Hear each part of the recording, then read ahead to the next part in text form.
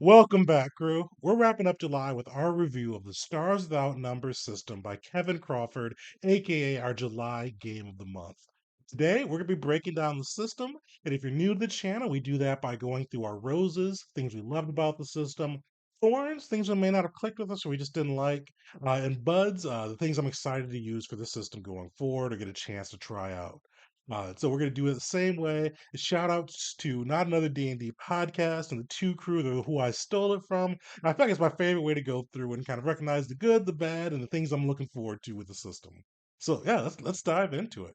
First thing I want to give a big shout out to. I had two big ones I was looking at, and I couldn't decide which one to go first. But the more I review games, the more I'm going to shout out. The layout makes the game easy to learn.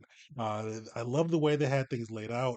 If you watched my character build as well as my mechanics review episodes, I love that they had a tip sheet built into the core rulebook, right in the PDF and the physical copy as well. So you've got a one sheet that you can look to and know how to make saving throws, how to handle skills, how to handle combat. It's so much easier when games have that and have that as part of the official book. I think it makes everybody easier to learn and play. So shout outs to that. And as well, they had a two-pager that goes over how to build a character step by step, which I think is just amazing. I think it has everything you need there, and I find that when the systems have that, it's just runs smoother. And it's easier for me when I learn a new system pretty much every month to be able to go through and make sure I've got everything I need on there. So big shout outs to how it's laid out. I think that deserves a lot of credit. And I hope more systems kind of focus on the layout a little bit more, not more from because sometimes I feel like they get caught up in the aesthetic wise, but from the ease of learning and how to get into the game for a game master and player. And I think this system did a great job with it, especially with the reference and tip sheets built in and not their own little thing in a separate PDF. So major shout outs to that huge rose for that. The other big one, and I was kind of debating, and this one probably is gonna get more love from the community. But shout outs to Kevin Crawford for making this system like 80 to 90% of the system completely free. And not just free that the rules are online, but free you can download your own PDF from drive through. We'll throw another link in our description too. And go through and play this game and have pretty much everything you need to run a game. Like the only things that really weren't in it are mech rules, heroic campaign rules, a couple other things I'm blanking on right now. But starships, psionics, building a character, combat, the bestiary are all in the free version, which is crazy. Like it's a really great deal. Shout outs to Kevin Crawford for that, as well as another rose. This isn't for the system. This is for the author. Shout outs to Kevin Crawford for sponsoring our core rule book giveaway. We're part of our game of the month tradition. This is the first time one of the authors slash publishers sponsored us for that. And shouts to Rut13 for being the winner of that too. So big thanks to both to Rut13 for tuning in, but major thanks too for Kevin Crawford for donating that and helping us spread the word on his amazing system too. So those are my two big ones. Well laid out book, free, completely pretty much free. Next big one though too is the system is pretty easy to learn and pick up too. I know we went through that a little bit with the well laid out piece, but even if it didn't have that layout, the system is straightforward. It has that OSR feel where it's kind of easy to pick up a lot of the core mechanics, especially if you're familiar with D&D, Pathfinder, and a lot of those systems that are based on that D20 style. But definitely has like some of its own cool mechanics too, which we'll get to a little bit later. But I do appreciate, especially the more I DM with games that are easy to pick up, especially with our crew. We had a summer's always hard to find new players, so we had some people join kind of right before the game. They're easily able to pick it up and kind of understand the game and be able to run and play with it too. So definitely was a huge rose on that side. Uh, Next big piece on this one, and I already mentioned the OSR feel. It definitely has that OSR feel, but still captures science fiction. That science, like that sci-fi, just out in the vast deepness of space with horrors around every corner. With OSRs, your characters are they're not as tough as they usually would be in other systems, and I like that. I like it because sci-fi. I feel like is one of those areas that misses that. A lot of them go for the sci-fantasy, Star Wars, Starfighter style, where your characters are a little bit more. equipped to take all these crazy odds. But I liked with this one that you are just a small fish in a big pond, and death can come if you're not smart about it. And I really think that sci-fi needs that. And kind of a big. This isn't a rose, but more of a statement. This is probably going to be my new one-shot sci-fi game. With just how easy it is to pick up and learn, and how many different scenarios you can run with it, as well as the rules being free. So I can use Foundry support and all that too. So definitely big rose on that one as well.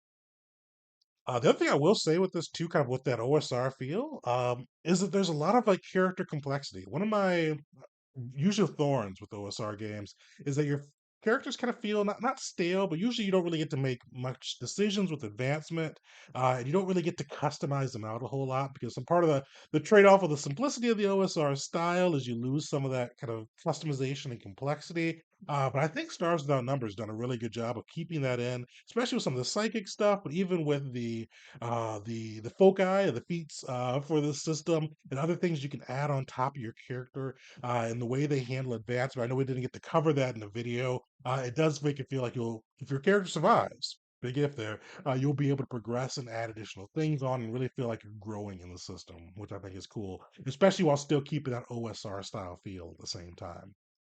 Uh, Last few roses, I really enjoyed this one. So there are a lot of roses on this.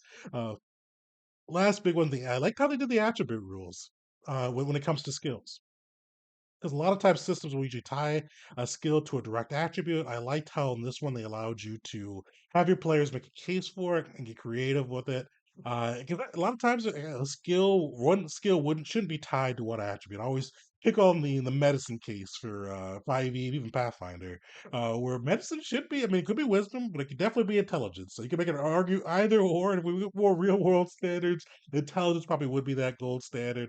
But I like how they let you go through and make the case and allow you to diversify your skills from your attributes, especially when you're rolling. Go ahead, rules is written. You're rolling your attributes in order, which may not always get you the skills you wanted to have. But this way, you can usually make a case for something else that will hopefully fit. Last two big ones. I love the art. Definitely some great sci-fi art. I should have looked up who the artist was, but throw in the comments if you know who the artist was. Shout outs. Definitely captures the feel of the system. It was kind of a pleasure to flip through the book.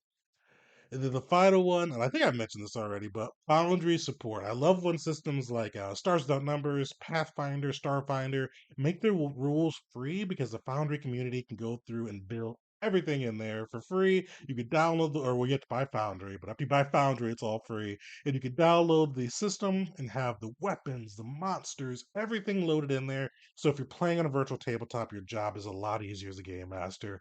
It cuts down on so much time. So huge shout out to that. Definitely, I hope more games do the free rules as well as the community with the founder support. I should have looked up who made the Foundry module. I don't think Kevin did himself. I think it was community done. But shout outs to the community. That's a really great thing to have, and I think it helps get more people into the system.